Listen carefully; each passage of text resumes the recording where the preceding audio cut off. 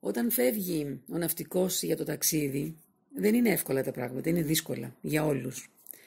Το συνειδητοποίησα πολύ αργότερα κι εγώ, όταν έγινα δασκάλα, την πρώτη χρονιά που δούλεψα, ήμουνα 19,5 χρονών.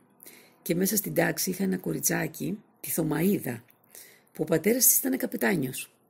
Ένα πολύ όμορφο κορίτσι, μια πολύ ωραία οικογένεια. Αυτό το κορίτσι, όταν έφευγε ο πατέρας του για ταξίδι, έχανε τα πάντα. Έχανε τη γη κάτω από τα πόδια της.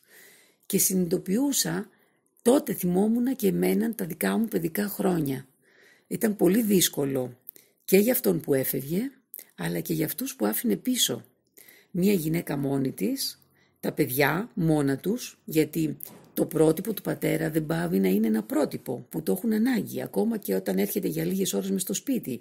Είναι ο πατέρας, λείπει από τα παιδιά και βέβαια θυμάμαι μια σκηνή που κατεβαίνω τη σκάλα του σπιτιού μου και μάλλον λάθος, δεν κατεβαίνω εγώ, κατεβαίνει ο πατέρας μου με τη βαλίτσα του να φύγει και εγώ έρχομαι από το σχολείο και μου λέει φεύγω παιδί μου, πάω για ταξίδι.